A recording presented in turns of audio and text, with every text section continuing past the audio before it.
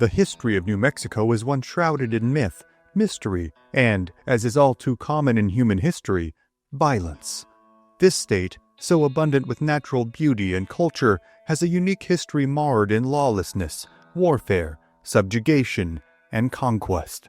From the Spanish conquistadors' conquering of a small Pueblo tribe, to a revered Comanche War Chiefs' final battle, to the legendary outlaw Billy the Kid's wildest escapes, these stories are often overlooked or even tragically forgotten. Tonight, join History at the OK Corral as we bring you the most brutal stories from the history of New Mexico. January 24th, 1599, Acoma Pueblo, New Mexico. 26-year-old Spanish conquistador Vicente de Zaldivar stares angrily into the pre-dawn darkness, mentally rehearsing the plan he and his officers have agreed to. They will make a head-on charge and put their cannon to good use. And, before the sun sets on another chilly winter's day, de Zaldivar feels assured that victory will belong to himself and his men. They have been ensconced here, at the base of this mesa in the sparse expanses of the unforgiving desert, for 2 days, laying siege to the natives living within the adobe brick walls. But, despite their formidable advantage in both firepower and personnel, they have been unable to overtake their intended objective.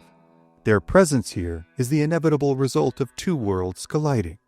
While they are ultimately only the martial enforcement of policies dictated by a king and influenced by a pope thousands of miles away, the actions they are about to take will ultimately have reverberations felt throughout both the new and old worlds.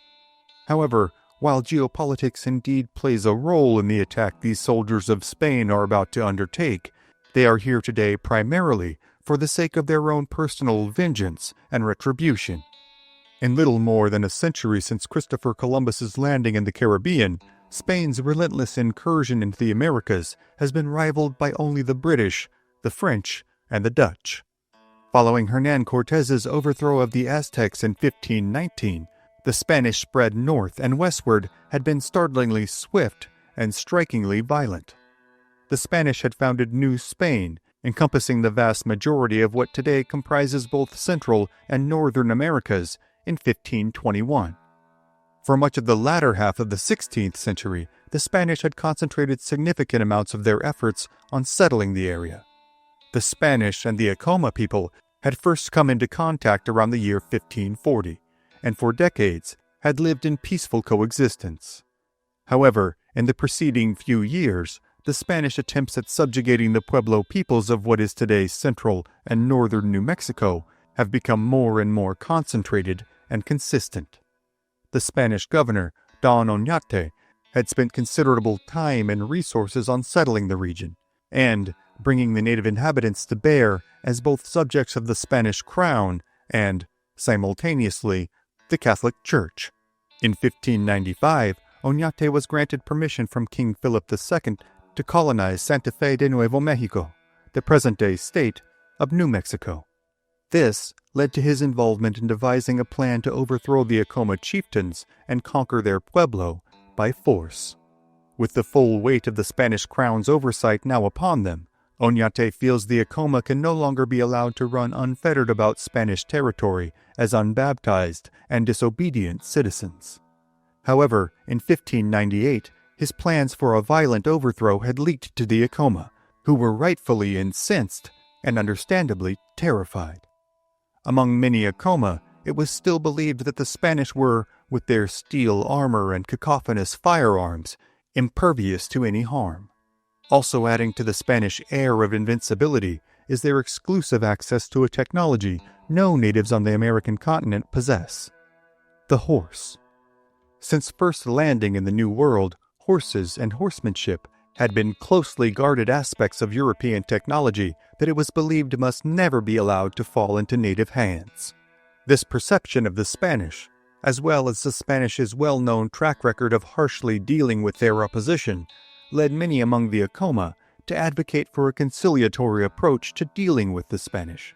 Well aware of the Acoma's willingness to acquiesce, Don Oñate had sent his nephew, Vicente de Zalvadar's brother, Juan de Zalvadar, to negotiate a peace agreement with the Acoma.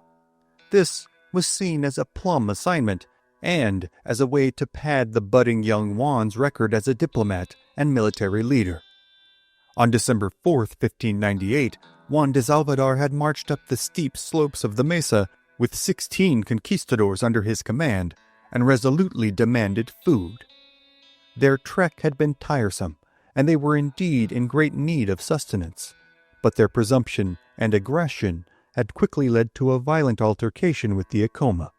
The conquistadors had allegedly assaulted some of the Acoma women, actions which led to the death of Juan de Salvador and 11 of the 16 soldiers under his charge. Upon receiving the news of his nephew's demise at the hands of the Acoma, Don Oñate had flown into a rage, promising revenge against them. It was Oñate who had ordered Vicente de Salvador to lead the expedition, avenging his brother's death. Vicente and his men had arrived at the Acoma Pueblo on January 21st of 1599, and the battle had begun in earnest on the following morning. The formidable walls surrounding the pueblo had, for 2 days, held the attempts of the Spanish to infiltrate them at bay. Repeated Spanish incursions had been made with the hope of a headlong charge being avoided, as well as avoiding the arduous task of hauling their field cannons up the steep, rocky slopes in order to breach the walls. Now, just before the sun's rays pierced the eastern skyline, Vicente de Salvador gives his force of roughly 70 men the order to advance. Huddled inside their homes, quieting their children and steeling their own nerves, the Acoma can hear the clattering of the armored Spaniards advancing up the slopes with their artillery in tow. Though they have witnessed the Spanish fire upon them in the preceding few days with their arquebuses, the Acoma have yet to face the full brunt of the Spanish cannons. Though far shorter weapons than their maritime counterparts, the field cannons carried by the Spanish on this day provide a powerful tactical as well as psychological advantage.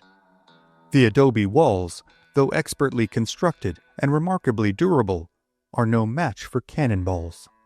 Just as the morning sun has risen high enough to illuminate the strange actions of the Spaniards as they make ready to fire, the Acoma look on in equal parts curiosity and horror. Moments later, the command to fire the first volley is given, and the placid sounds of the desert morning are instantly drowned out in a roar of cannon fire. Of the estimated 6,000 Acoma inhabitants, only 2,000 are full-fledged warriors. They now ready themselves for a third successive day of resisting the Spanish onslaught.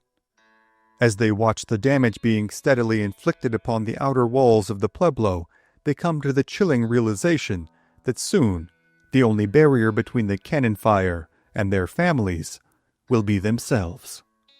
As the Spanish onslaught continues, the wailing and lamentations of the women and children fill the air. As cannonballs continue to plow into the thick wall, the complications for the defending Acoma begin to compound. Soon, in addition to the emerging gap in the defensive wall, the smell of acrid smoke permeates the air. The dried straw mixed with the adobe has begun to smolder with the incessant heat of the cannonballs assaulting it. Soon, the fire is growing rapidly, as are the panicked cries of the men, women, and children, now all trapped within the confines of the pueblo. Finally, after hours of bombardment, Vicente de Salvador gives the final command for the conquistadors to draw their swords and storm the pueblo. Within minutes, the several dozen heavily armed and highly trained soldiers pour past the barrier of the walls and into the city streets of the pueblo. For hours, a bitter, vicious battle rages, in which the Spanish cut down even the most tacit opposition, be they warriors, women, or children.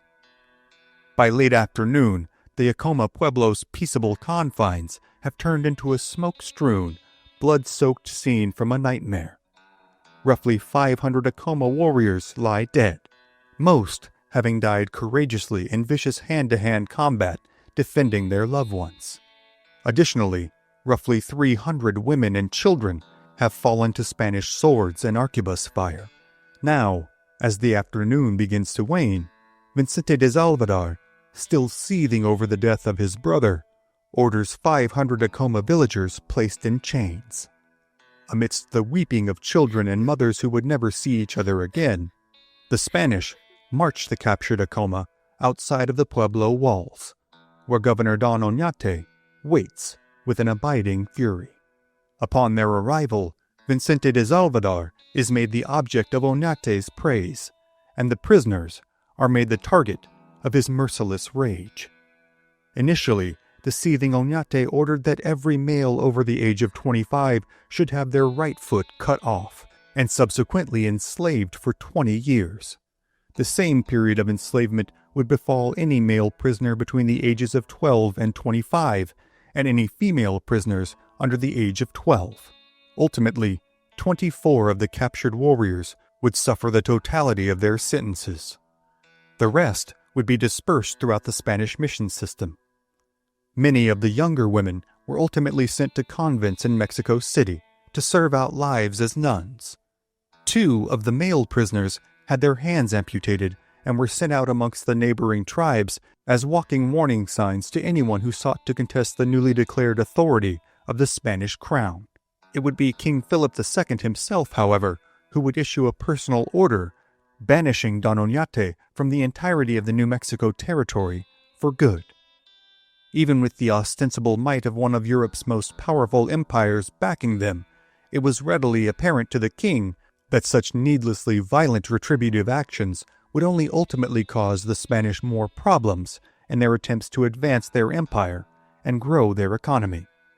Oñate would eventually retire to Spain, where he would work as the head of all mining inspectors until his death in 1626. Don Oñate presents an incredibly controversial and consequential figure in the story of the Spanish in the New World. He is vilified by many, revered by some, and often heralded as the last of the conquistadors. The end of his story is, however, far from the end of the story of the Spanish incursion into what is today North, Central, and South America. The actions taken by Don Oñate and his men would have consequences that reverberated for decades, ultimately culminating in the largest native revolt in North American history.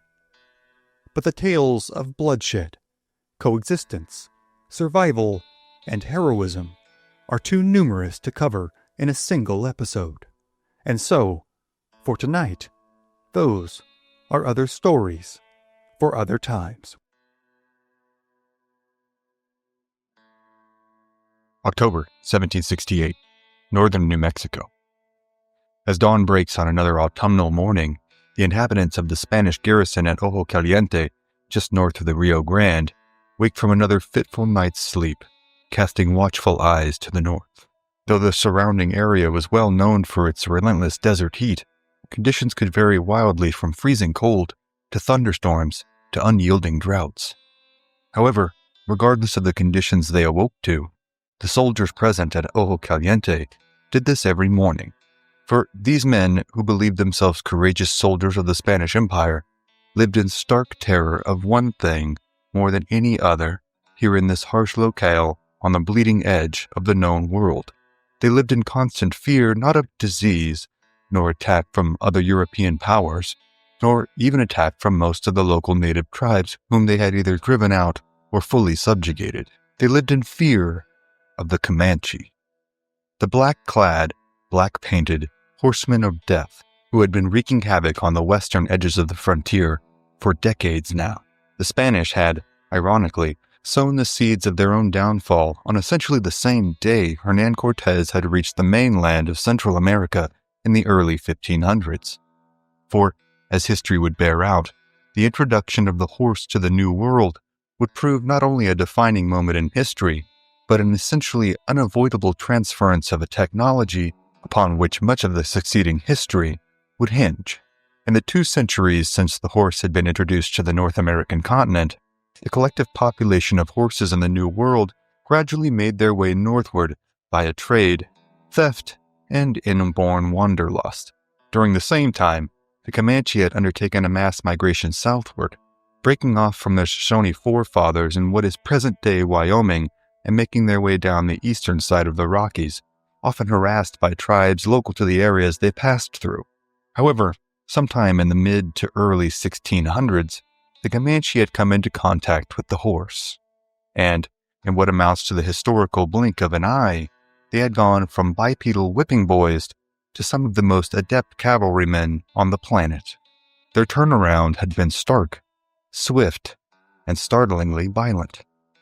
Their longtime foes, tribes like the Apache, were driven from their homelands in Texas and New Mexico. Comanche raids, though, were not solely military endeavors intent on killing their enemies and taking their lands. They were the means by which the Comanche economy ran. The spoils of victory, be they weapons, horses, foodstuffs, or oftentimes captives who were treated as subhuman slaves. The Comanche were notorious for the brutal treatment they inflicted upon their prisoners. While adoption of younger captives was not wholly uncommon, the abuse and subjugation of female captives was the norm. The Comanche viewed the captives that they adopted as fully recognized members of the tribe, but viewed those they did not as something altogether less than human, and they treated them as such. The Comanche dealt in an extensive, empire-wide slave trade that rivaled or equaled the transatlantic and Arabic slave trades in their brutality and inhumanity, if not in transcontinental scope. While there was certainly a market for powerful, wealthy New Mexican oligarchs to purchase back captives to return to their families, there was also a large market for slave labor among the wealthy ranchers and politicians of the territory. A resident Spanish Catholic priest at Ojo Viejo, Fray Andres Varro, gave the following first-hand account of one of the many trade fairs that were held for the Comanche by many of the local New Mexico governors in various locations throughout large swaths of eastern and southern New Mexico. Quote, "Here, in short, is gathered everything possible for trade and barter with these barbarians in exchange for buffalo hides, and, what is saddest, in exchange for Indian slave, men and women, small and large, and a great multitude of both sexes, for they are the gold and silver and richest treasures of the governors." Fray Varro goes on to describe, in horrified tones, the treatment of the female captives by the Comanche. Quote, "They corrupt them in sight of innumerable assemblies of barbarians and Catholics, saying to those who buy them with heathen imprudence, 'Now you can take her. Now she is good.'" The Comanche, no strangers to psychological warfare, used the accounts of their raids and treatment of prisoners to stir up terror and build an aura of invincibility throughout the burgeoning empire. However, they also contrasted their propensity for startling levels of violence with a keen sense of diplomacy. Throughout the decades, they had alternately established, renounced, and re-established several peace treaties with different townships in the area. However, the decentralized structure of Comanche society made any kind of sustainable peace agreement nearly impossible to establish. Though they were often referred to as a singular nation, the Comanche did not operate as one unified entity. Rather, several autonomous bands comprised what was known on its whole as the Comanche Nation. Before the 1750s, three primary bands comprised the Comanche: the Yamparicas, the Jupes, and the Catsotecas. By the 19th century, the diaspora of Comanche bands had expanded significantly. By this point, many observers of the Comanche began to refer to them in three distinct groups: the Northern Comanche, the Middle Comanche, and the Southern Comanche. The Yamparica, or root eaters, and the Catsoteca, or buffalo eaters, occupied the northernmost areas of Comancheria, in present-day Kansas and Colorado. The Noconi, or movers, held sway over the eastern reaches in present-day New Mexico. Located south of them were the Tenawa, or those who lived downstream, as well as the Tanima, or liver eaters. These groups were known as the Middle Comanche. The Panateca, or honey eaters, occupied the Edwards Plateau in central Texas. They were the largest band and known as the Southern Comanche. Other bands would continue to break off and operate as autonomous but cohesive entities well into the 19th century. The Quahati, or antelope eaters, moved onto the plains of the Llano Estacado in Texas in the 19th centuries. By the 19th century, they were known as the Western Comanche. These ever-evolving intra-tribal dynamics made attaining a tribal-wide consensus on anything from peace treaties to trading agreements a nearly impossible task. The Spanish had come to these northernmost outreaches of their self-proclaimed empire in the 16th century, bringing with them cattle, sheep, agriculture, Catholicism, firearms, and horses. They had swept north after conquering the Aztecs, either subjugating or eliminating the native tribes they had encountered on their deliberate, decisive push into the territories of the New World. By 1768, Taos and Santa Fe had been established trading spots for centuries. They were also subject to the constantly alternating and occasionally simultaneous Comanche practices of trading with and making raids upon the local ranches and outposts. 3 months before this October morning, a band of 400 Comanche, believed to have been Katsoteca, had made their way into Taos, roughly 40 miles east of Ojo Caliente, under the auspices of desiring peaceful trade with the local merchants. This was not altogether uncommon, though it must have been an unnerving experience for even the most inveterate traders and Taos residents. On this day, though, the Comanche had not only been peaceable, they had been downright amiable. Smiles and charity were the order of the day, as residents traded and bartered, conversed and competed in horse races and games of chance. But in the Comanche's joviality lie their Machiavellian genius. Though they had no knowledge of the cynical 16th century Italian political philosopher, it is safe to assume that the Comanches would likely have appreciated his work if they did. For they viewed themselves as rightful rulers of a seemingly endless domain, ones who did not have the luxury of indulging in moral scrupulosity when they had an empire to run. This trading contingent had certainly come to Taos to trade and acquire goods, but they were also a distraction. For on that same morning, a group of 100 Katsateca warriors had swept down upon the Spanish at Ojo Caliente. Despite their best attempts on that day, though, the Comanche attack had failed. The Spanish soldiers, well armed and well trained, had managed to respond in time to the Comanche attack, killing and injuring a number of Comanche warriors within the first few volleys.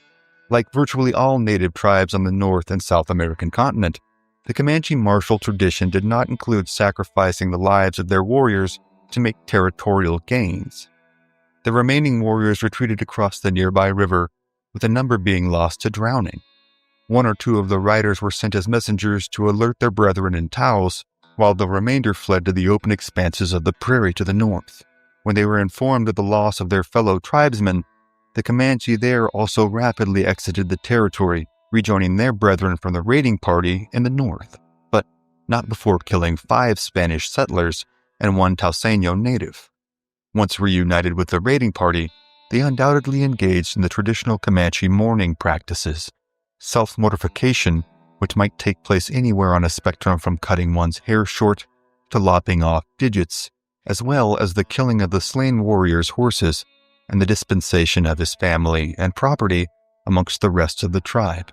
However, once the physical and emotional wounds caused by the losses of loved ones healed, the next order of business was, as is all too common in the human experience, revenge.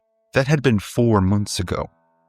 4 months of mornings just like this, in which the Spanish soldiers would wake from a fitful night's sleep, check their weapons, and make ready for their day. Every morning, they had wondered if that morning might be the morning that they would see the dreaded silhouettes of Comanches riding at them at full bore, returning to exact their pound of flesh for the wrongs done to them. 4 weeks before this day, a small party of 24 young Comanche raiders had made an ill-advised attempt at attacking the well-armed Presidio, with all but one of them being killed. The lone Comanche survivor was taken captive by the Spanish. From him, they learned of a new leader who was on the rise amongst the Comanche. The prisoner described a Katsoteca war chief whose exploits had garnered him great renown and support within his band. He seemed to know no fear, and it was believed that he had derived great medicine or puha from his distinctive buffalo-horned headdress.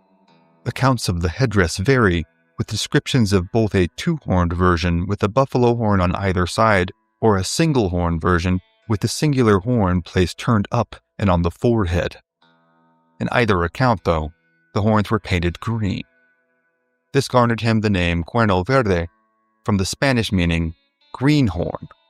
In his work, Comanche Political History and Ethno-Historical Perspective 1708 to 1875, anthropologist Thomas Cavanaugh described the chief thusly.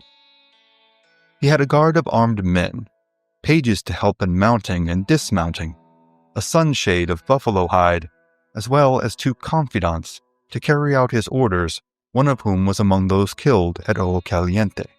The young Comanche warrior, being held prisoner, warned the Spanish time and again that his party's failure to return would lead to the tribe's assumption that the young raiding party who had gone out to raid Ojo Caliente had been killed. When they reached this conclusion, Cuerno Verde would marshal his forces and be on his way south toward this small presidio in the middle of nowhere. The day was fast approaching, he cautioned them, that Cuerno Verde would come to Ojo Caliente to take his revenge. Finally, the day arrived. Though there are no formal first-hand accounts from that morning, the routine would have been the same as all the others. Breakfasts of tortillas and beans mixed with local chilies would likely be prepared in traditional horno outdoor ovens that had been adapted by the Spanish from the local indigenous peoples, such as the Pueblo, Navajo, and Apache. They may have attended a mass that morning with the priest of the presidio. The inclusion of Catholic priests on all frontier endeavors was considered mandatory by the Catholic Spanish kingdom. They would then begin checking over and donning the tools of their trade. Though their predecessors, men such as Francisco Pizarro, Juan Ponce de Leon, and Hernan Cortez, had donned elaborate, heavy metal armor, these men were clad in lighter, more flexible, and comparatively more breathable leather armor better suited to the harsh desert environs. They were known as soldados de cuera, or leather jacket soldiers. The jackets were constructed of multiple layers of deer hide that had been stitched together to form a sort of 18th century Kevlar vest. Fray Juan Crespi, a Spanish priest who served in many presidios throughout the West during this time, gives the following description of the, at the time, state-of-the-art armor. Quote, "The cuera which gave them their name was a leather jacket, like a coat without sleeves, proof against the Indians' arrows except at very close range. For additional armor they had shields and shafts. The shields, carried off the left arm, were made of 2 plies of bull's hide, and would turn either arrow or spear. The leather shafts or aprons, fashioned to the pommel of the saddle, protected legs and thighs from the brush and cactus spines." End quote. The soldados were armed with an escopeta or carbine, a pair of single-shot pistols, a bow, a sword, and a lance. As an added defensive measure, a soldado might choose between 2 types of shields, the first being the larger bullhide shield known as an adarga for use in establishing a more stationary defensive position, the second being a small round metal shield known as a rodela for use in close quarters combat. The soldados recruited heavily from the mestizo population, those of mixed Spanish and indigenous heritage, as well as from the natives who had come to convert to Christianity and from freed slaves. Most of the officers, though, were full-blooded Spaniards who had been born in the New World.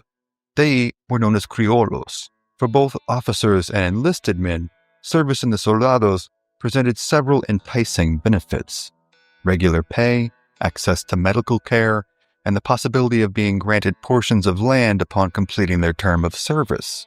Recruitment was usually a local affair, as this was a much more pragmatic measure than recruiting from abroad and taking the time to acclimate troops to the harsh localities to which they would be stationed. Thus, while again the written record for the presidio at Ojo Caliente in 1768 is less than substantial, it is a safe assumption that the vast majority of the soldados present that day had been born and raised in and around the surrounding territories.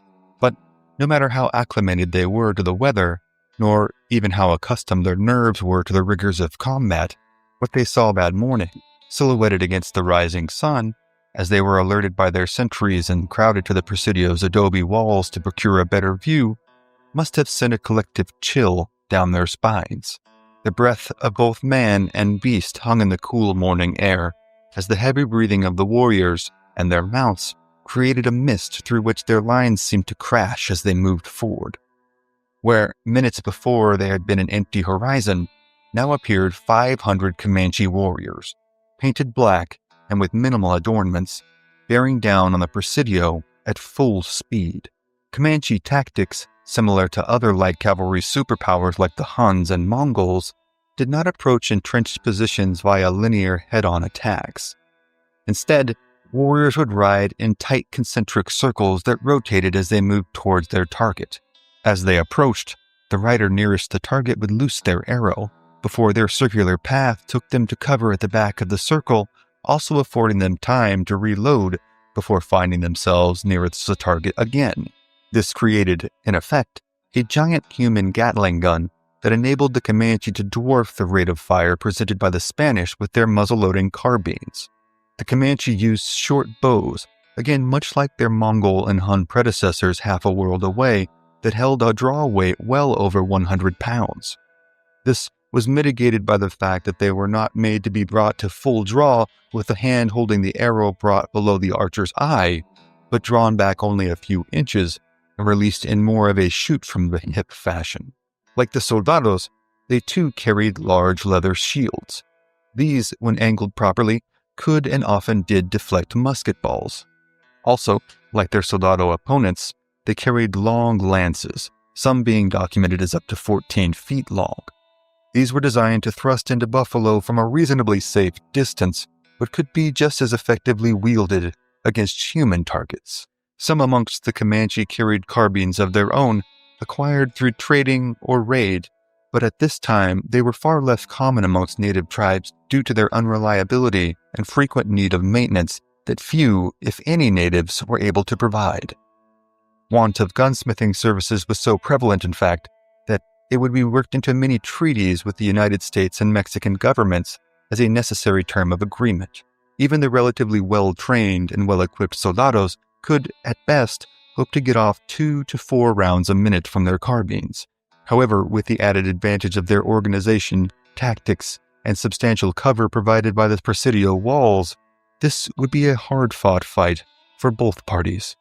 As the soldados took up their positions and steadied their arms, waiting for their officer's command to fire, they surveyed the battlefield that lay before them, in the barren hinterlands of today's New Mexico. Even in the early morning's fleeting illumination, one figure amongst the seemingly demonic horde barreling at them stood out amongst the rest. He was not an exceptionally large man, but his demeanor and body language indicated that he was clearly in command of this band of warriors, and the green-horned headdress that he wore, beneath which his eyes burned intently and angrily, indicated that this was Cuerno Verde. As the arrows began to rain down, and the Comanche war party advanced upon them in several of their cyclonic attack formations, the soldados loosened their initial volley at the command of their officer.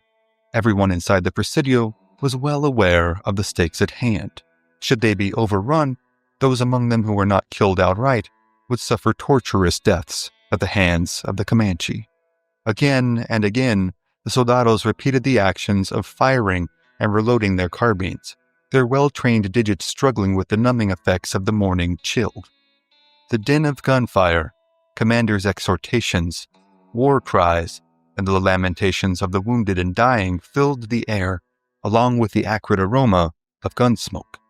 Meanwhile, Cuerno Verde continued his relentless press towards the Presidio, urging his warriors on and darting from formation to formation, loosing arrows all the while reports of his treatment amongst his people as a little king were likely to have been exaggerated by his enemies seeking to paint him as a haughty war chief.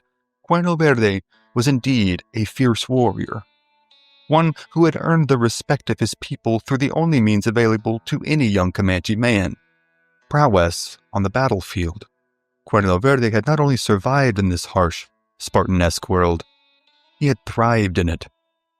His wife was happy and well-fed. His young son was fast becoming the apparent rightful heir to his father's legacy, and the warriors who had followed him on this raid, all 500 of them, trusted him implicitly with their lives. Cuerno Verde likely did view himself as less of a king but more of a distinguished member of a collective empire that had been built by the Comanche and was inherently theirs to uphold, defend, and expand. These Spanish, like the Apache, Navajo, and Ute they had also warred with over the years, were not of his people and thus had no right on his land. And, for the crime of killing dozens of their young warriors over the past year, he intended that these interlopers pay with their lives. Cuerno Verde's blood ran hot, his blood soaking the cap of his buffalo hide headdress, and as he came nearer and nearer the presidial walls, he could almost feel the will of the Spanish breaking. Then, from an unknown soldado, a shot rang out. Cuerno Verde was struck in the chest by a Spanish bullet and fell from his horse. For a brief instant, a shocked silence seemed to fall over the whole of the battlefield. Then, almost as suddenly, a collective howl went up amongst the warriors, as all present turned in retreat. To the Comanche, the killing of a war chief meant the medicine behind the raid had gone bad. Seeing Cuerno Verde fall was evidence that his raid no longer had divine favor, and that a retreat must be made. But while the Comanche Code of Conduct made no provisions for the sacrificing of warriors to obtain positions solely for the position's sake, they were renowned, even in 1768, for their willingness to put themselves in harm's way in order to recover the bodies of their slain warriors if at all possible. In this instance, Cuerno Verde's compatriots were able to make off with his lifeless body, headdress still intact. They disappeared over the horizon, and the Spanish, aware of the common tactic of false retreats baiting pursuers into ambushes, saw fit to ensconce themselves even more firmly within the walls of the Presidio. As the soldados used the time to refortify their positions, to send word to Taos for any available reinforcements, the Comanche made their way north, again onto the open plains of today's Colorado. When they arrived back at their camp, carrying the body of the slain Cuerno Verde, a collective wail rose up amongst the entirety of those present, as the loss of such a great war chief was so keenly felt. What was worse, it had come at the hands of the newest, most hubristic intruders into their empire.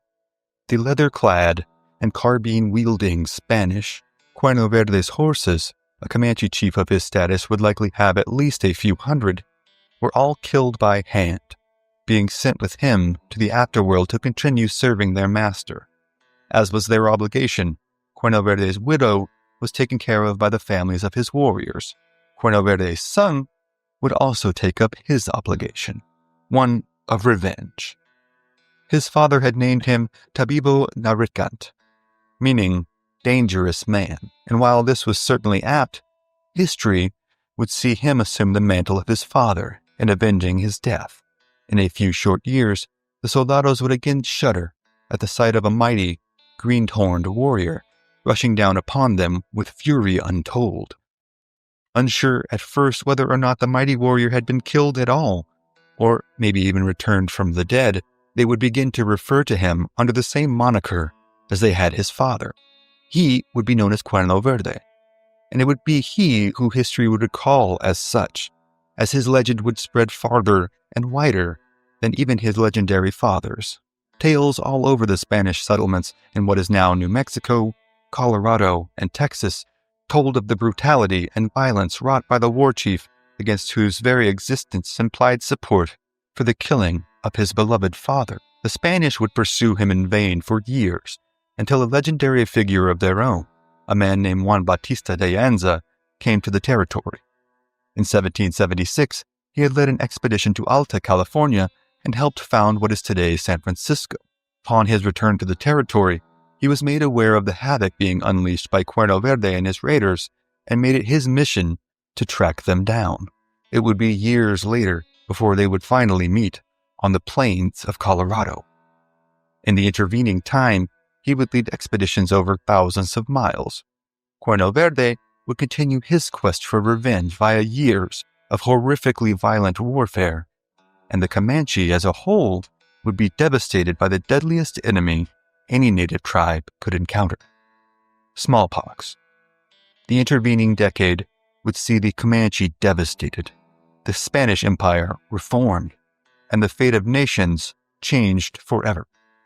But those like countless other stories from Comanche and Spanish history, are other stories for other times.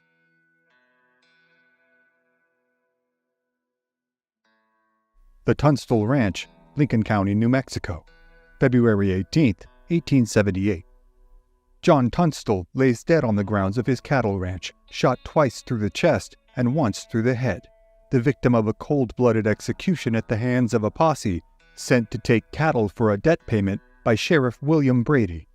Tunstall, a native of Hackney, London, England, had ventured to the American West with designs on earning a fortune in industry. He had joined with Alexander McSween, a lawyer of Scottish descent born in Canada.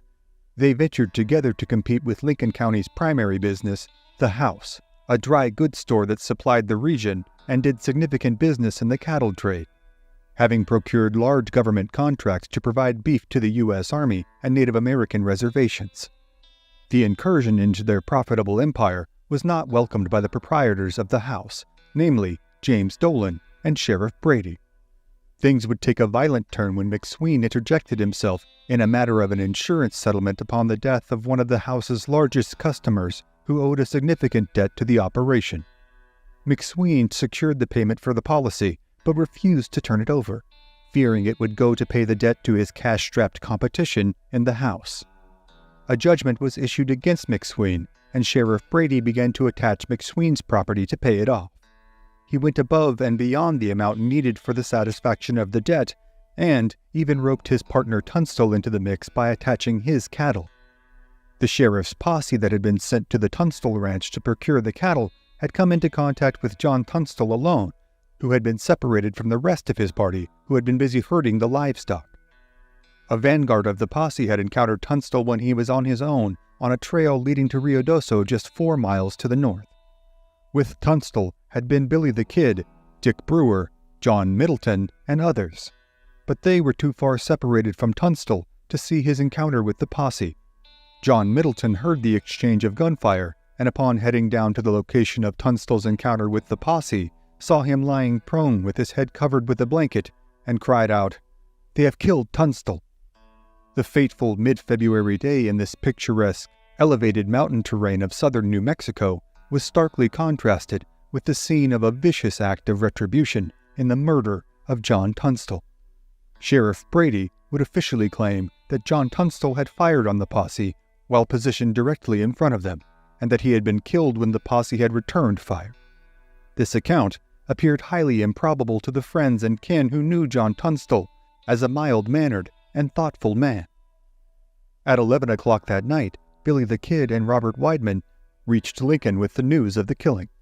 Tensions immediately grew high amongst the townspeople, as this escalation in the feud between McSween and the House would certainly beget more bloodshed.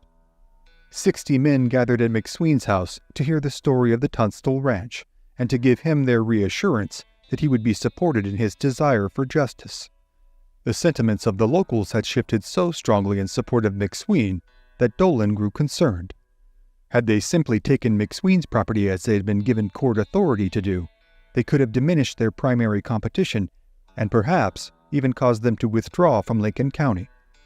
Now, they were engaged in a bitter feud that could endanger not only their business interests, but even their lives.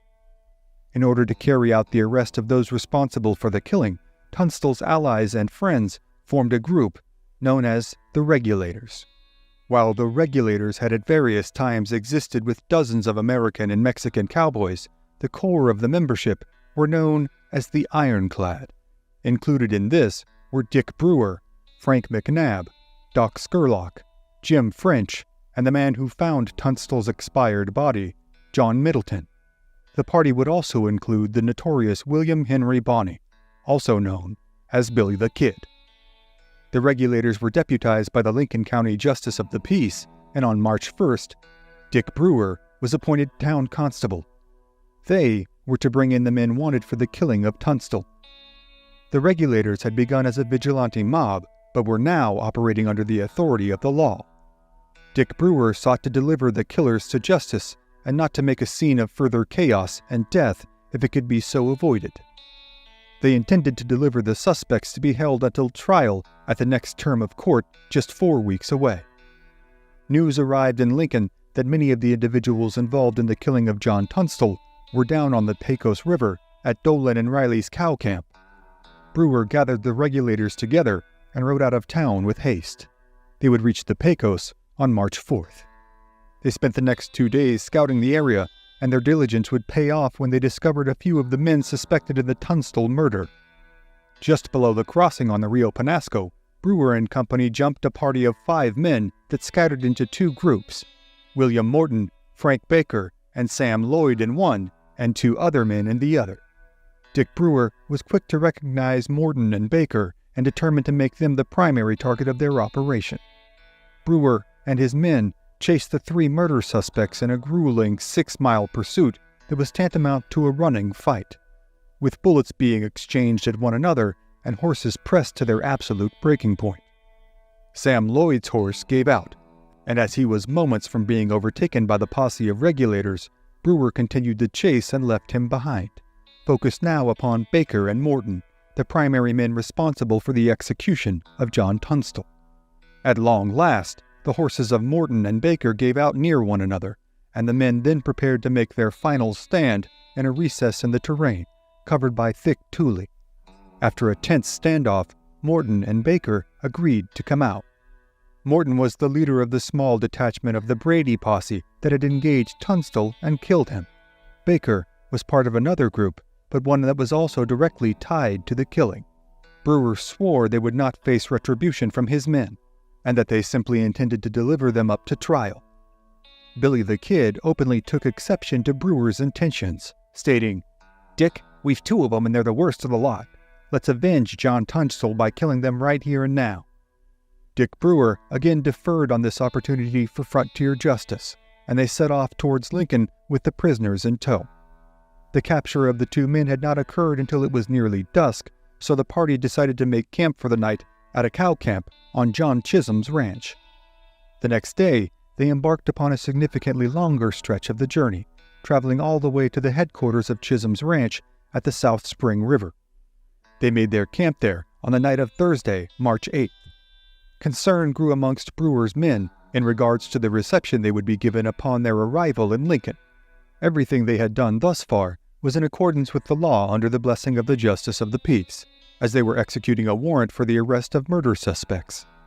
But by bringing in 2 prisoners so closely connected to Dolan and the house, wouldn't turning the prisoners over to his primary ally in Sheriff Brady simply negate the work they had just undertaken? And what sort of revenge could they expect from Dolan and Brady's men once they simply freed Baker and Morton? These deliberations amongst the party took a dark turn when news arrived from Lincoln to their camp that Dolan had gathered a group of men, numbering some 20 or more, and was sending them to cut off Brewer's party on the road to Lincoln and engage them by whatever means it took to secure the release of Morton and Baker. This changed the demeanor of Brewer's party significantly. If these reports were true, they may be walking into an ambush that could bring about significant loss of life and the fumbling of the highly sought fugitives. The number of men under Brewer's supervision that wanted to take matters into their own hands had just grown exponentially. But there was one particular member of Brewer's posse that further complicated matters. William McCloskey had presented himself to the group as someone who was sympathetic to their cause. He had been employed by Tunstall on a temporary basis and had what could be described as friendly relations with the bulk of Brewer's men.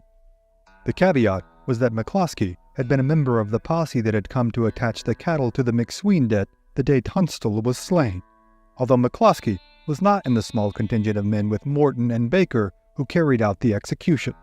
This fact brought him much distrust from the other men. Rumors amongst them began to spread that he was a spy, and maybe attempting to divulge their plans to Dolan and his men. The whispers grew louder amongst the men of their suspicions for McCloskey, and the concern for the danger they faced from Dolan's ambush grew into extreme and palpable anxiety that had quickly overtaken the camp. Brewer gave Morton the opportunity to write a letter to a relative in Virginia that night. The letter would foreshadow the shocking turn of events that was soon to unfold. Within the long letter, Morton began an explanation of the job he had been sent on, attaching property in the service of a debt, as well as his version of events that Tunstall had fired upon him and his men first, that the fire had been returned, and thus Tunstall had been killed. He recounts his arrest, being fired upon by 100 rounds as the Brewer posse gave chase, and his concern that they may be intending to kill him. He wrote, "I have heard that we're not to be taken alive to that place. I am not at all afraid of their killing me, but if they should do so, I wish that the matter should be investigated and the parties dealt with according to the law. If you do not hear from me in 4 days after receipt of this, I would like you to make inquiries about the affair." The following morning, just after 10 o'clock, the Brewer party headed out from the Chisholm Ranch. They traveled ahead roughly 10 miles on the road to Lincoln, then, unexpectedly, they changed course and headed north. They had rerouted using a seldom traveled path to Lincoln that swung out almost to the foot of the Capitan Mountains before turning back towards Lincoln. Should Dolan have stationed a contingent of men upon the primary road into Lincoln, this alternate route had surely circumvented his plans. It also served to lengthen their journey, and it would provide the cover of nightfall for their arrival in Lincoln. As they pressed on through the mountainous region, the party had drifted into further splits from one another in their travels. While they trekked their way through the Blackwater Canyon, Brewer, from his position near the rear of the convoy, heard a series of gunshots echoing through the gorge from just up ahead. An unsettling series of possibilities flashed through his mind on what he thought could be the cause, and while his thoughts feared the worst, he spurred his horse hard and sprinted forward to the front of the line. His fears were realized when he came upon the fresh corpses of Morton, Baker, and McCloskey. Morton's body had been peppered with 9 bullets, all delivered into his back. The account Brewer was given by his men was that Morton had been riding in front with McCloskey, grabbed his pistol, and shot him with it. Morton and Baker then raced forth to escape and were cut down in the process. This story was as unbelievable as the account given by Morton in regards to the cold-blooded execution of John Tunstall, if not more so. Dolan's faction would spread reports of the event in a different way. McCloskey had declared himself to be the neutral party and that he would protect the prisoners until they could be turned over in Lincoln, and that after doing so, he had been shot, and the other men executed while on their knees, begging for their lives. The truth about the events that occurred just a few hundred yards ahead of Brewer that late winter day in Blackwater Canyon are still unclear. But what is undeniable is that what occurred served to greatly increase hostilities, and soon also the body count, in the ongoing blood feud that has come to be known as the Lincoln County War. But the tales of ruthlessness and retribution that hold the truth and consequences of the New Mexican mountains are, for tonight, other stories for other times. Lincoln County, New Mexico, March 9, 1878. Dick Brewer's pale face displays a look of horrified shock as his horse nears the 3 fallen bodies of his prisoners. Motionless upon the earth in Blackwater Canyon lie Buck Morton, Frank Baker, and William McCloskey. Morton and Baker had been arrested by Brewer's posse just 3 days prior after a miles-long horse chase. They were issued a warrant by the Justice of the Peace on account of their involvement in the murder of John Tunstall. Tunstall was a friend and employer to many of the men in Brewer's party, having worked for the young Englishman at his cattle ranch. The cold-blooded execution of Tunstall was committed after the Lincoln County Sheriff William Brady sent a detachment of men to wrangle cattle from the Tunstall Ranch on behalf of a debt owed by Brady's competitor and the business partner of John Tunstall, one Alexander McSween. McSween, a lawyer from St. Louis, had recently settled in Lincoln County with high ambitions. He endeavored to make a fortune for himself in the cattle and dry goods business in the profitable southern New Mexican mountains. The only issue with his lofty aspirations was the near monopoly on these interests held by Sheriff Brady and his partner, James Dolan. Tensions were present from the arrival of McSween and his British business partner, John Tunstall. Brady and Dolan, as well as the numerous men who were allied with them, profited from their cattle trade and their store, known simply as the House, and they were immediately leery about the bright-eyed newcomers attempting to carve out a piece of their pie. McSween would cross a red line that had set off a chain of hostile events sparking the Lincoln County War. A local resident hired McSween to represent them in the service of procuring a life insurance payout for a recently deceased family member. McSween would travel back east and spend several months' effort in securing the sizable payout of the insurance claim.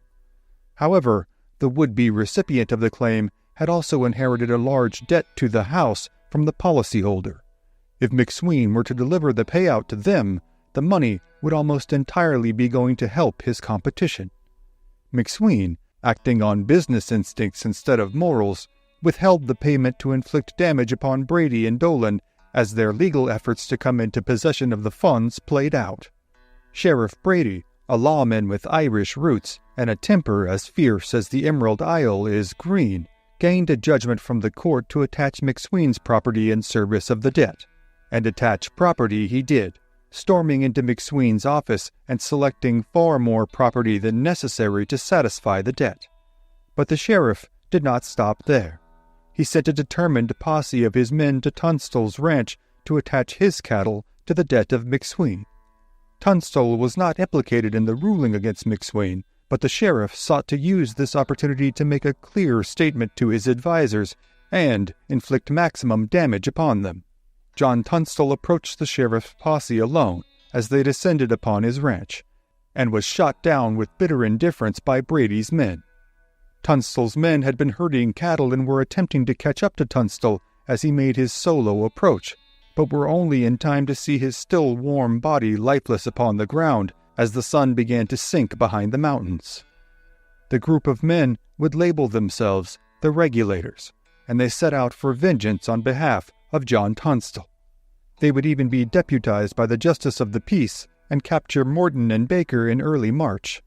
Dick Brewer had been the de facto leader of the party, but had faced a veritable mutiny as his men went against his wishes and executed Morton, Baker, and McCloskey as Brewer was attempting to return the men to Lincoln to stand trial for the crime against Tunstall. The Lincoln County War still stands as a timeless narrative that echoes forth from the ages of the Old West. It embodies within it many parables and much hard-learned wisdom, and as the escalations continued to mount, the truism that two wrongs don't make a right, and an eye for an eye would make the whole world blind, stand atop that list. The two deadly exchanges between bitter enemies of the war would not be where the hostilities ceased. The bodies of Baker, Morton, and McCloskey lay in what has come to be known as Dead Man's Draw. Brewer would enlist the help of New Mexican natives to bury them. The rest of the posse did not continue on to Lincoln with Brewer as he grimly rode into town to deliver the news and surrender himself. Brewer arrived in town on the 10th, just a day after McSween had returned himself. After seeking the counsel of his attorney companion, Brewer decided to face whatever legal ramifications were coming his way for his role in the Blackwater disaster, even if it meant his own death. The violence in the southern reaches of the territory had summoned the governor of New Mexico to travel to Lincoln and intercede, but the townspeople hoping for an impartial authority to set their troubles at ease would be further disappointed. Governor Axtell arrived in Lincoln on the morning of March 9th, and he spent just 3 hours investigating the matter that had gripped his southern territory, doing so while in the ever-present company of James Dolan. The governor deferred the opportunity to interview any neutral parties in the region, nor did he request a meeting with McSween to diplomatically attempt to find a resolution and bring about peace. As the citizen attempted to inform Axtell on the confluence of events that had led them to this precipitous situation, he simply demurred, "I know all about the matter and its cause, and I have already taken such action as I deem necessary." The governor's vague response to the citizen may be cleared up with his official decree. The primary action that would be taken by the governor on account of his trip to Lincoln, which would appear in the Cimarron News and Press on March 21, 1878, and contain, in part, the following. To the citizens of Lincoln County, the disturbed condition of affairs at the county seat brings me to Lincoln County at this time. My only object is to assist the good citizens to uphold the laws and keep the peace. First, John B. Wilson's appointment by the county commissioners as Justice of the Peace was illegal and void. Second, the appointment of Robert Weidman as U.S. Marshal has been revoked. Third, the President of the United States, Rutherford B. Hayes, upon an application made by me as Governor of New Mexico, has directed the post commander, Colonel Purington, to assist territorial civil officers in maintaining order and enforcing legal process. The governor's decree had retroactively undermined the efforts of the regulators to bring Tunstall's assailants to justice. By voiding John B. Wilson's appointments as Justice of the Peace, the warrants he issued for Morton and Baker were also vitiated, as well as his deputizing of the regulators. Now, the only officers of the court were Brady and his deputies, which included the remaining men who had carried out Tunstall's execution. The governor then went so far as to invoke the President of the United States to send a military intervention to the county to carry out the suppression efforts on behalf of Sheriff Brady. If Governor Axtell had intended to deliver a crushing blow to the citizens who were already working themselves into a rebellious fervor towards the county authorities, his effect had done just the opposite. After the one-sided proclamation and the disregard for the cold-blooded slaying of Tunstall, the time for relying upon the system to bring about justice was long over. Dick Brewer had learned of the governor's action from McSween upon his return, and his resolution to face the legal ramifications for what had occurred in Blackwater would be drastically altered. McSween instead instructed Brewer to give Lincoln County a, quote, wide berth until court was convened and there may be clarity brought to the issues plaguing the county. Brewer would leave during the night to his farm in Ruidoso. He would also deliver the message to all those who had been deputized that they were now essentially outlaws, stripped of all law enforcement abilities. On Monday the 11th, Alexander McSween fled Lincoln as well. He would take refuge in the town of Pecos, within John Chisholm's ranch. It was his plan to stay thereabouts until court had convened, then stand trial on embezzlement charges for his role in withholding the life insurance funds from his client. On the 13th, just 2 days after McSween's exit from Lincoln, the Jesse Evans gang would appear on the scene once more. The gang, now without members Baker and Morton, still boasted its namesake Jesse Evans, as well as his favored accomplice, Tom Hill. The outlaw gang had acted as mercenaries on behalf of Sheriff Brady in the death of John Tunstall, and had been hiding out in the Sacramento mountains. They moved down from their hideout towards Tularosa and would come upon the camp of German sheepherder John Wagner. Jesse Evans and Tom Hill were at this point desperate for supplies and provisions. Wagner had been herding a flock of nearly 4,000 sheep from California en route to Concho County in Texas. He had made camp near Tularosa and was out with his flock when Evans and Hill descended into his camp.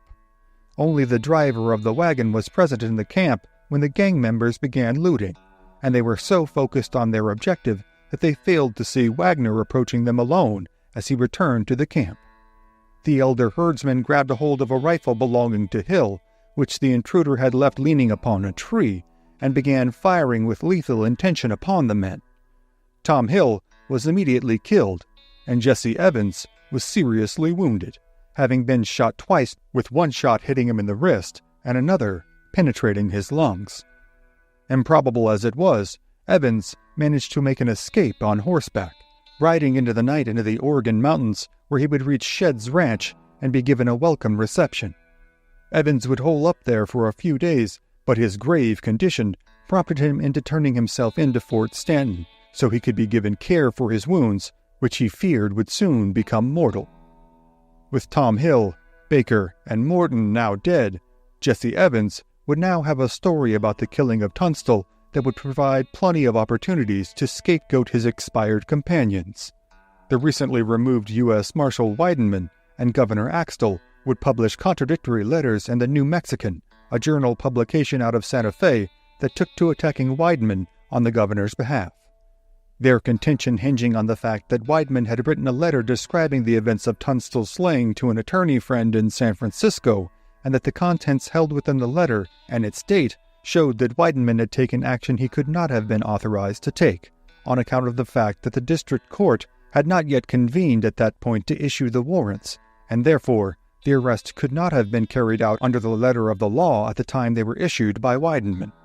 The article delivered a rhetorical assault upon Weidenman and the regulators in an attempt to shift public opinion behind the governor and his course of action. It also painted a picture of the territory that was now under dispute, much of which stands true to this day. Quote, Lincoln is the southeast corner county of New Mexico.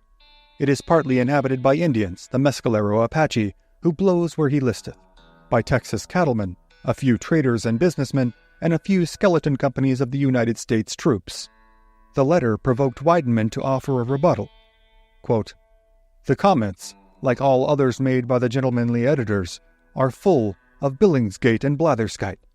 Mud and dirt are, as usual, freely thrown, and I with others am of the opinion that the editors unfortunately mistake their calling." Weidenman, clearly on the attack, proceeded to call into question not only the publication, but the actions of the lawmen of Lincoln County and the governor for their biased and myopic view of the violent late winter's war. A session of court had been announced for April 1st, though it was supposed to be scheduled for the 8th. Members of the regulators, acting independently of McSween as well as their recognized leader Dick Brewer, gathered near the court on the evening of March 31st in anticipation of the announced court session the following morning. Amongst them were Billy the Kid, Frank McNabb, Jim French, Fred Waite, Henry Middleton, and Henry Brown. They spent the evening at the Tunstall store, stoking one another's tempers and recollections of the recent injustices. Around 9 o'clock on the morning of the 1st, Sheriff Brady, along with several deputies and allies, walked from the Dolan store at the west end of town toward the courthouse. They informed prospective jurors that the court date had been announced in error and they would be convening the following Monday instead. As they walked through the town on their way to the court, they passed directly by Tunstall's store, doing so without incident. They then started to make their way back towards Dolan's headquarters. The corral at the rear of Tunstall's store was surrounded with high adobe walls with a narrow driveway on the east side of the building.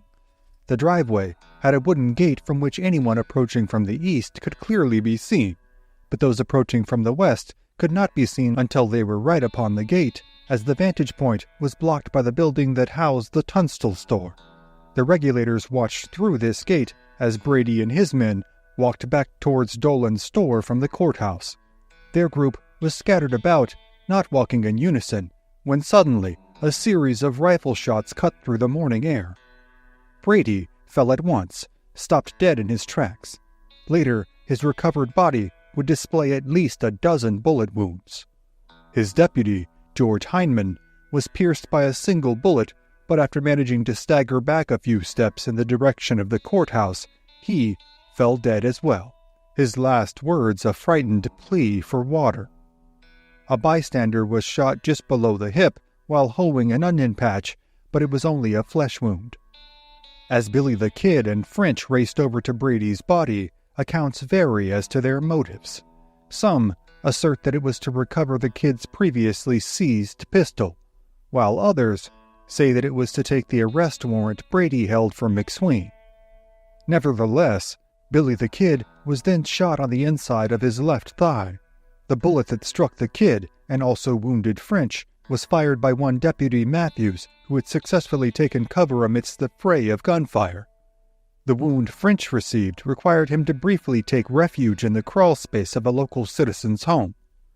Weidenman was in the corral where the gunfire emanated from, but claimed he was only there to feed Tunstall's dog. While perhaps true, it became a much derided alibi.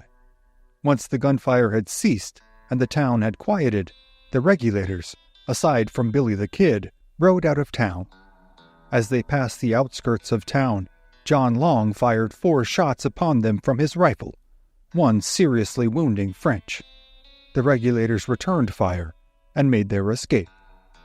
Billy the Kid's wound, while not serious, made horseback riding highly difficult, and he would make his own exit from town a couple of days later. The latest and most daring act of violence that had yet occurred in the Lincoln County War would bring to town Captain G.A. Purington and 25 soldiers from Fort Stanton.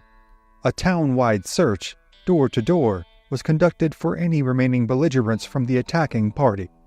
Sheriff Brady was now dead. The governor's attempts to quell the mutinous fervor amongst the regulators had failed, and now even the military had been called in.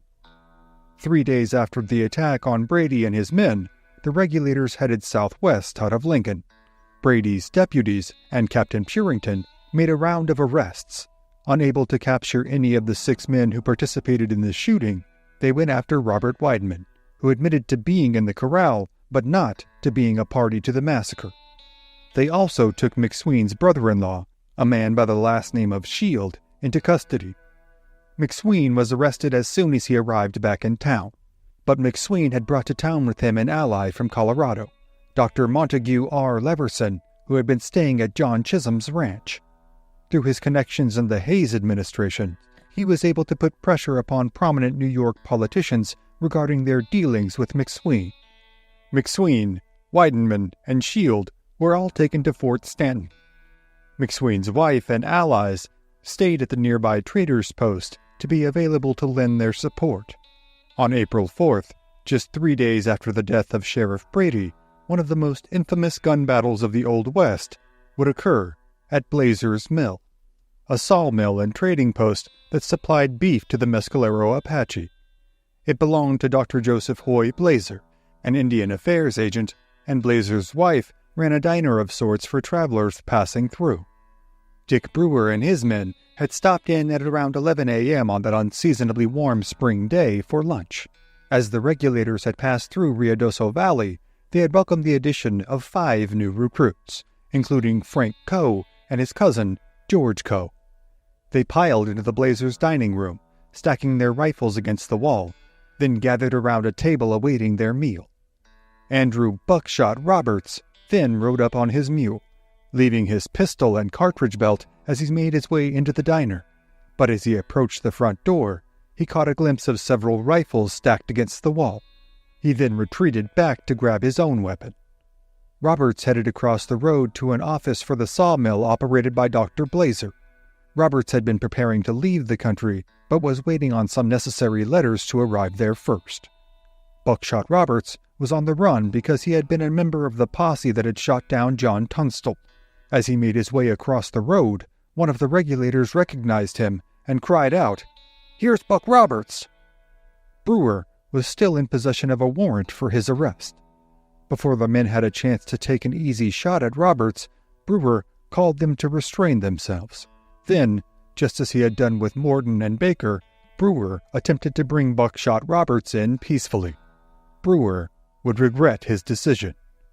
Brewer sent Frank Coe, who was well acquainted with Roberts, to persuade him to surrender peacefully. Roberts asked Coe to join him in Dr. Blazer's office to discuss the situation, but Coe declined, fearing he could be taken hostage. They instead sat on the doorstep of a wide room inside the adobe structure. Coe informed Roberts of the warrant they held, and that Brewer was guaranteeing his safety, and they only wanted to deliver him to the proper authorities. Naturally, Buckshot scoffed at this. "Surrender? Never. Never while I'm alive. Kid Antrim is with you and he would kill me on sight. Don't I know what happened to Morton and Baker?" The revenge killing of Morton and Baker in Blackwater County after their arrest by the regulators would make it nearly impossible for anyone to acquiesce to them peacefully. Add to that the assassination of Sheriff Brady, and the problem was even further compounded. Nevertheless, Coe continued to plead his case. Buckshot had earned his nickname because of his many hard battles with the natives, the Texas Rangers, and other wranglers and cowboys. He was not a large man by any measure, but he endured, in spite of having one arm crippled to the point he could not raise his rifle up to his shoulder. His body bore the scars of a hardscrabble life on the frontier, and the prospect of squaring off in a shootout with 15-1 odds did not cause him to flinch. The regulators that were awaiting Robert's surrender grew restless, and after some time, Brewer sent George Coe, Henry Middleton, and Charles Beaudry over to attempt to arrest Roberts without incident. As Beaudry came upon the 2 men, he called out, "Roberts, throw up your hands!" Buckshot Roberts snarled back a defiant, "No!" and sprang up to his feet, but before he could fire off a round, Beaudry inflicted a gruesome gut shot to the wanted man. As the abdomen of Roberts flailed with agonizing intensity, he pushed through the door of the office, then threw a mattress over the doorway to barricade himself within. Through his covered position, he began to send out returning fire. His first shot cut the belt directly off the waist of Charles Beaudry. The next struck George Coe directly in his trigger finger as he went to fire his gun, severing the digit just above the knuckle, a 1 in a million shot delivered with cinematic perfection. The third shot pierced the chest of Henry Middleton, inflicting a serious wound to his lungs.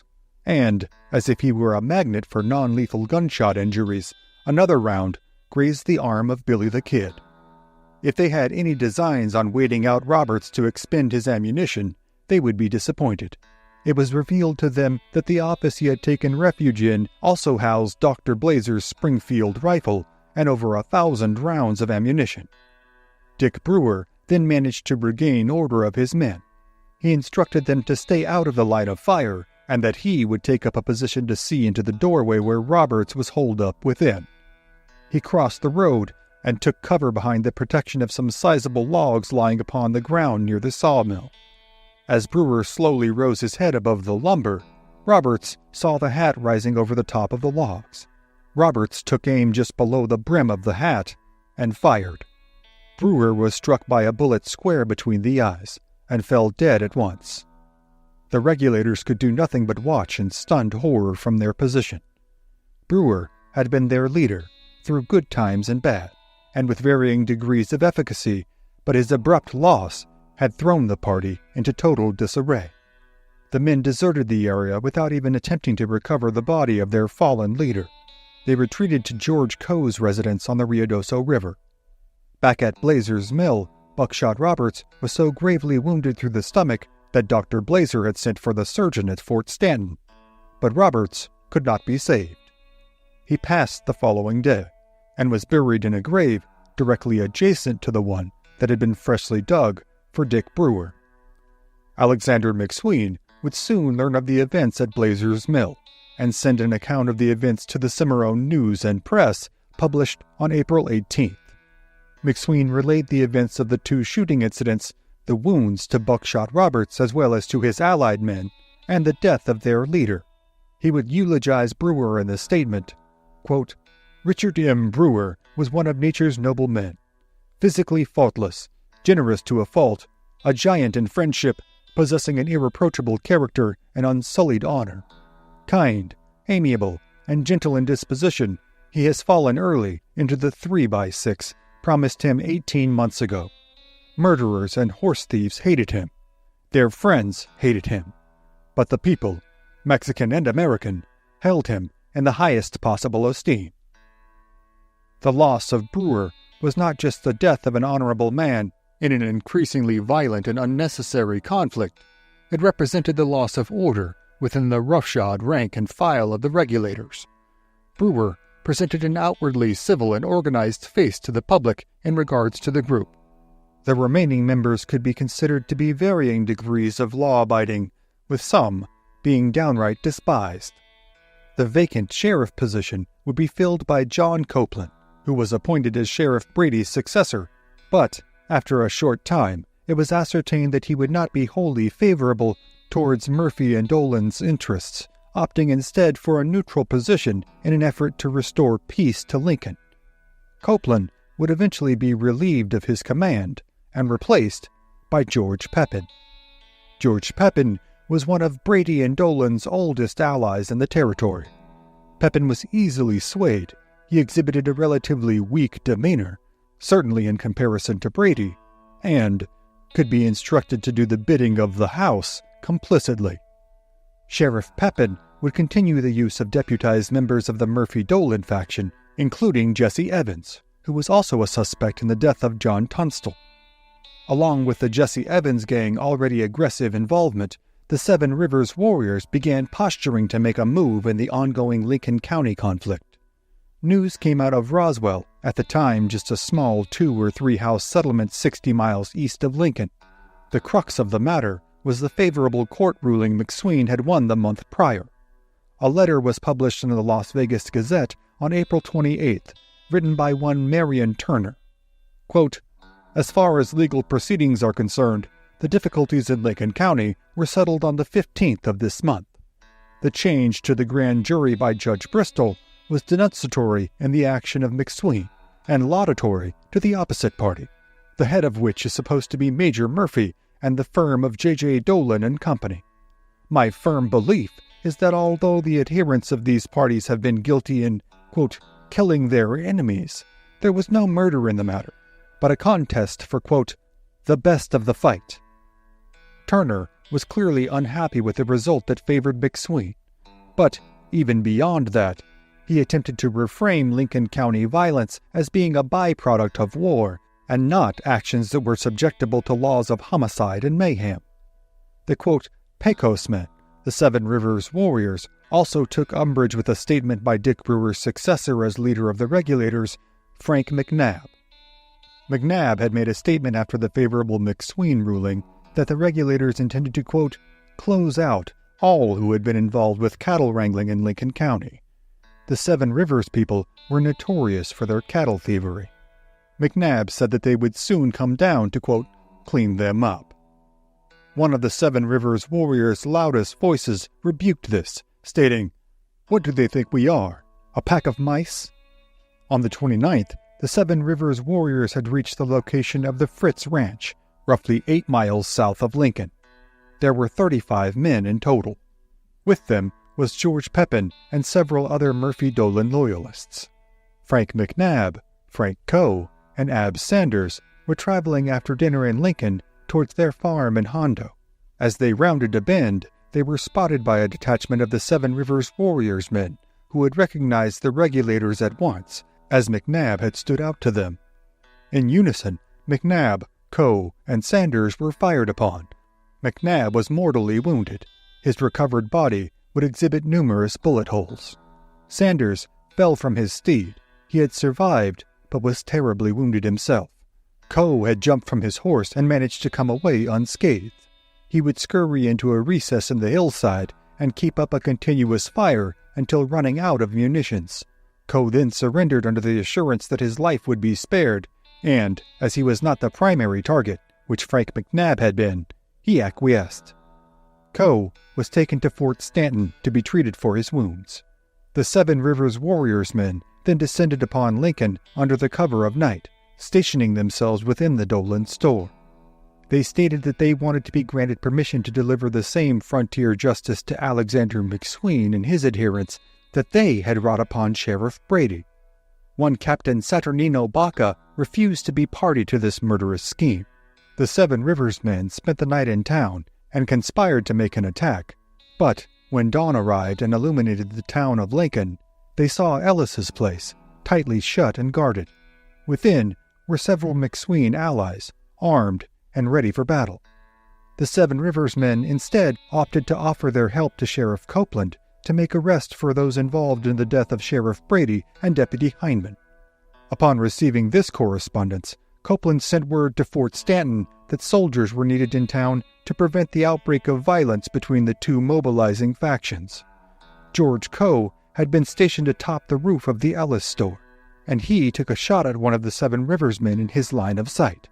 The man he shot turned out to be Charlie Cruling, known familiarly as Dutch Charlie. The shot struck him in the ankle, shattering the bone. The two opposing sides then began firing upon one another, and as the town was on the precipice of civil war, 14 soldiers arrived from Fort Stanton to put an end to the skirmish, at least for the time being. But the decisive battles to come in the battle for Lincoln County are, for tonight, other stories for other times. Thank you for joining us. If you liked this story, click on one of the videos on your screen now to hear more. Also, if you'd like to learn more about Old West history, be sure to sign up for the HOKC newsletter. Link is in the description. Thank you again for watching, and we'll see you next time on History at the OK Corral, home of history's greatest shootouts and showdowns.